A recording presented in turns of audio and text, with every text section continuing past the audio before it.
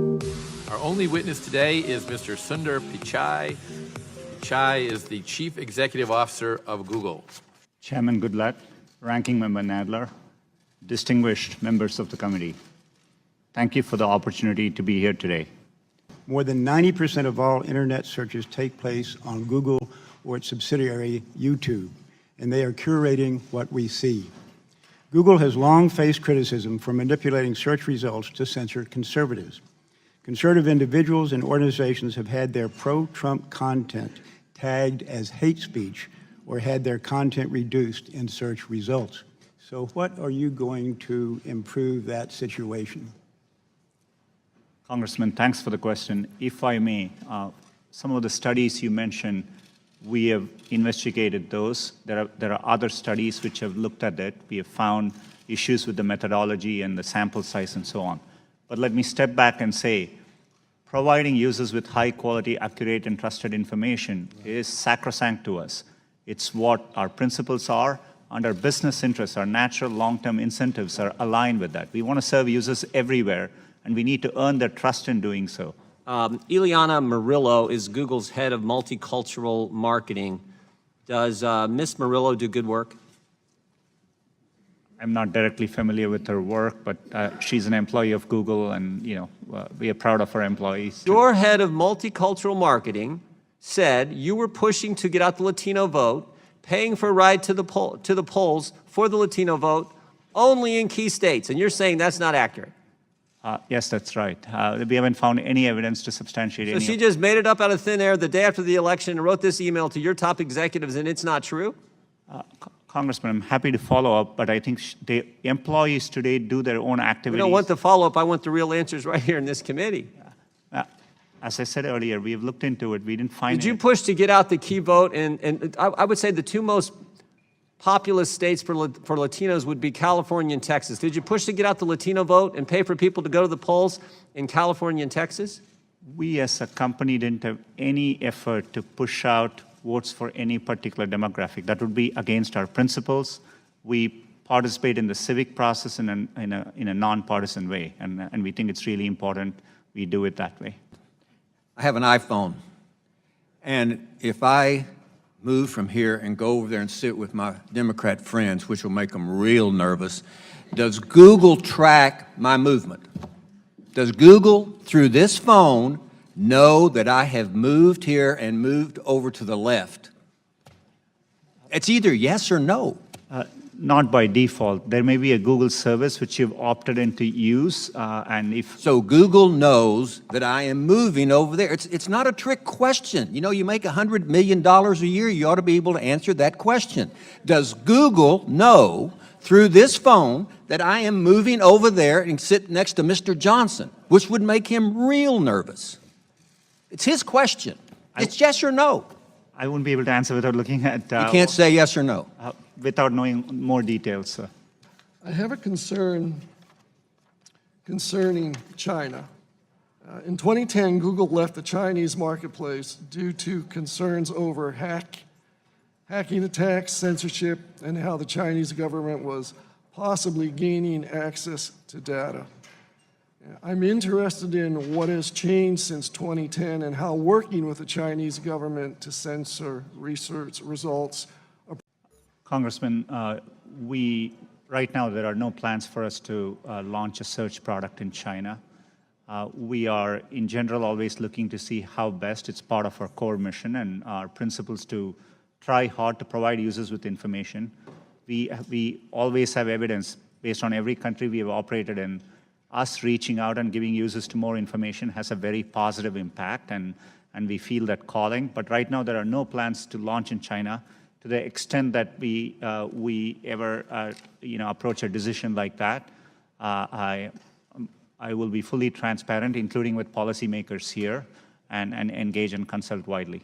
So anticipating what took place in 2016 happening again, and this is specifically regarding what Russia did to foment racial tensions in the United States, and wanting to know how you are responding to that, where they called for, fake protest, either to get African Americans to turn out to protest something that was fake, or to have white supremacists be ginned up to attack communities of color. So specifically, what is Google doing to respond to that?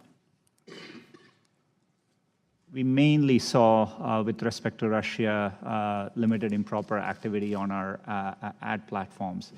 But in general, we are not a social networking company across the products we do. It's an area we haven't done well as a company. So we typically aren't connecting groups of people, and that's not how Google mainly works today. And so we haven't seen that kind of activities on our platforms. But we are vigilant and, and happy to share any findings which come through as we look into it more. The operating environment in China has deteriorated with respect to surveillance, censorship, and the like since Google first made the decision in 2010 to leave. So I want to ask very specifically, are any employees currently having product meetings on this Chinese project? And if not, when did those end? We have undertaken an internal effort, but right now there are no plans to launch a search service in China, as I said earlier. Are there any current discussions with any member of the Chinese government on launching this app? Currently, we are not in discussions around launching a search product in China. Are there any current discussions with members of the Chinese government about this? This effort currently is an internal effort, and I'm happy to consult as well as be transparent to the extent we take steps towards launching a product in China. And who at Google is leading the Dragonfly effort? It's our efforts around building search. It's undertaken by our search teams, but these are distributed efforts. It's a limited effort internally currently. Will you, Mr. Pichai, rule out launching a tool for surveillance and censorship in China while you are CEO of Google? Congressman, I commit to engaging. One of the things which is important to us as a company, we have a stated mission of providing users with information. And so we think it's in our duty to explore possibilities to give users access to information. And, I have that commitment, but, as I said earlier on this, we'll be very thoughtful and we will engage widely as we make progress. This is now the fourth hearing in a series of ridiculous hearings on the free speech of internet companies. A significant portion of this hearing was a waste of time because the First Amendment protects private individuals and corporations' free speech rights. So I'm going to search for Congressman Steve King. I'm going to hit the News tab. First article that pops up is from ABC News. It says, Steve King's racist immigration talk prompts calls for congressional censure. That's a negative article. But you don't have a group of people at Google sitting there thinking and trying to modify search results. Every time Steve King comes up, a negative article appears. That's not what's happening, right?